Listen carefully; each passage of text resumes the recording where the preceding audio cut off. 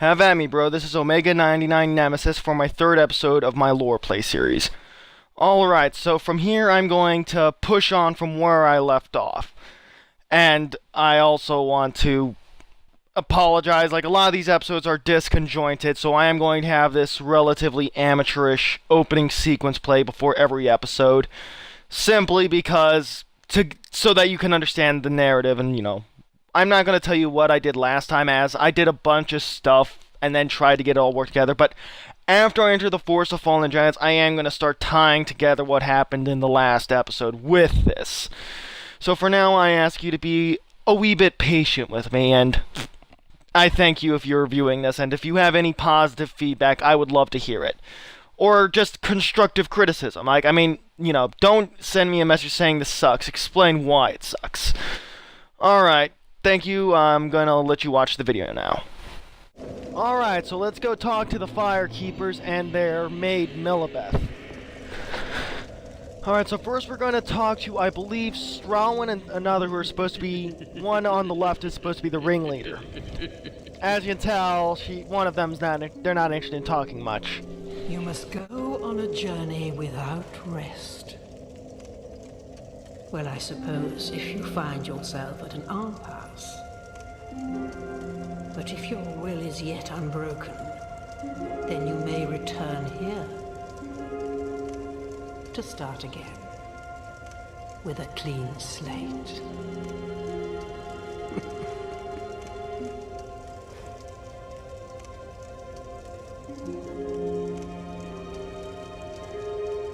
Now, go along. Alright, so they're gonna run a small dialogue loop here, but what Strawin's trying to say is she's implying that we're going to go and get soul vessels at some point, and we can come back here to reset our character progress. That's really all they're telling me by this point. And this one really has nothing of actual significance to say. Like, don't expect this one to have anything to say after the character creation scene. Just gonna mumble there and stay silent. Next, we'll talk to Millibeth. This is a limbo. A link between Drangleic and the outer world. Fair traveler, I know that you must have a story. Why else would you visit such a place? This lost, decayed kingdom. My name is Millibeth. The old women were once firekeepers. I am here to look after them. It is what my mother did, and her mother before her, and so on. The old women were keepers of the fire. But now, the fire shows signs of fading, and the kingdom is beset by hollows. The old women are sisters. I am told there was a fourth.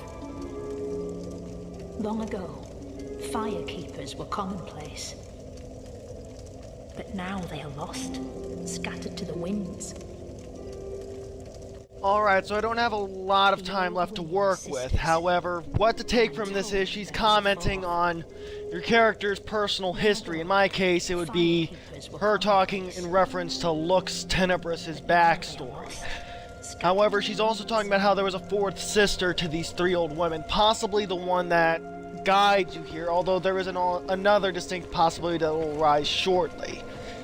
Alright, now that we've got that dealt with, she's also commenting on the decayed state of the kingdom and how hollows are constantly popping up and the significance of fire. Alright, now that I've gotten all that other stuff dealt with, I'm now going to proceed down the first fog wall in Thing Betwixt.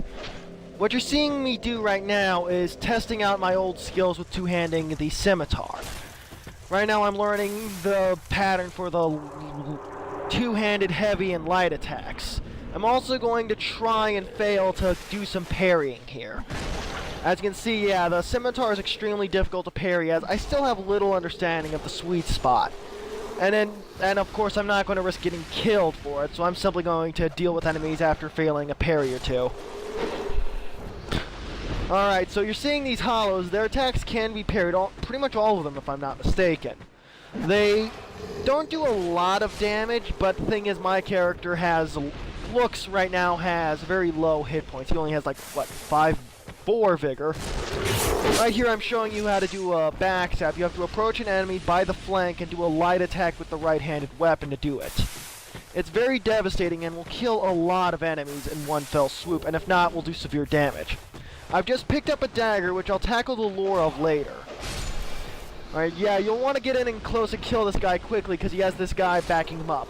I was able to kill him quite well because the scimitar paired with my high dex made it easy to put him down. Now, you're going to go through this door and see other hollows as well. You can imagine these are like other undead like yourself who simply didn't make it past the old ladies. You're going to want to be careful, especially in my case as I'm already wounded, to take out those guys while evading the archer. I still took the hit from this guy, unfortunately, but I was able to put him down. Come over here to get a life gem, as I recall. Yep, just the one. And then proceed through the second fog wall. So I guess technically you're proceeding through the first two.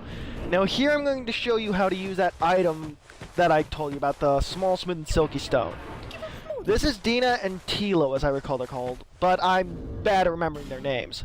What you can do is, with 4 specific types of items, you can leave them on the nest and they will give you something. In my case, when I left him the small, smooth, and silky stone, he gave me an amber herb, which is an item used to restore spell castings, which is utterly worthless to me for the moment. Now proceed down here carefully to land here to pick up the soul of a nameless soldier. And then descend back here to get back on the regular path. Don't forget to kick that ladder next to the nest, however, to give you a shortcut. I'm going to run back here because I was unaware that the torch was already lit, and considering my options, I'm going to do something which is now a hobby of mine where I light every possible torch I can find. Now, that torch you picked up earlier will only give you 5 minutes. Every torch you pick up will add 5 minutes to the total. These carry over between playthroughs, but they don't have a lot of significance. But they do light the area up, which isn't necessarily a bad thing. I think it might also expand the radius of your lock-on accuracy. Like, you know, you can lock onto enemies slightly further away if they're illuminated. However, only one area in the entire game has this, 2 areas actually, where having a torch has any legitimate consequence. And I'll let you know what they are in time. However, for now, just watch me run about getting as many torches lit as I can before my timer runs out. I should also mention, I have yet to compare this yet, but in Dark Souls 2, the regular edition, the lighting needed work in that torches tended to have light that phased through solid mass. Like, you would actually see the light radiate through walls if there was a wall between you and a torch, illuminating enemies on the other side of the wall by extension, which was odd, to say the least. Either way, the fire looks great. It looks better than it already did in Dark Souls 2, which it already looked pretty good to begin with. Alright, now I'm going to proceed back to the bonfire and recover, as I don't want to waste life gems, as the Estus flask is around the corner, so to speak. So on the next part, I'm going to tackle the 3rd fog wall. Alright, let's get at it. Yeah, I apologize for that slight delay. I was setting my timer to record my clips. Alright, we're gonna proceed down this pathway over to this fog wall. And now, passing through, we're gonna find 2 hollows, one weaker and one stronger one. You can tell the stronger ones because they wear the imported set. At least that's how I interpret it. I couldn't block his parry his attack, so I instead chose to whack at him. I then tried to parry him and failed as well. The scimitar is not my strong suit with parrying. However, after dealing with these 2 enemies, I considered going back and looking for a torch. I realized there was none here, so I decided to go and fetch this amber. In order to jump, you need to be in the middle of sprinting and press down on the left joystick. This will cause you to jump. Now, this functions identically to the L3 button on the PlayStation. Now you're going to see me run over here to get the torches lit early, as honestly it's a little tricky to get back up here because you'll have to take falling damage just to get down. So I'm gonna go over here and light the torch, and then I'm about to go on top up this ladder, holding B to go up faster at the expense of stamina, but then I decided to go down, because I thought maybe I'll check to see if there's any torches I missed. You should also note that you expend stamina climbing upward faster on a ladder, but sliding down faster on a ladder costs no stamina.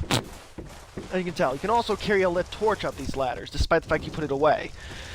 And now you're going to see me do a jump and lunge attack, hopefully killing him. Unfortunately, not so fortunate. I did manage to kill him and wound his friend, but then I ended up having like 3 consecutive misses before finally getting him. Quite careless. Now go through this door and open it up, where you'll find a cracked red-eye orb, as I recall. This is used for invasions. It's a one-time use item. Now, I am going to get onto invasions later, when I'm ready for it. I'm not ready now. Now here, we're going to go across and light that lamp, light the torch at the end of this little path that's as well as this one here. This is where I noticed the first deviation from the original, that guy there. He's standing there like an enemy might. And then I noticed, you'll see me scanning the area here, as these are basilisks. They petrify and kill you instantly if they petrify you. As well as the guy there, it's unclear if he's an enemy. He did not engage me immediately when I lit the torch, so I'm not going to go in unprepared. I'm going to cautiously approach him when I come back. But for the moment, I'm going to go back to my bonfire and rest up. Needless to say, my first death may be sooner rather than later.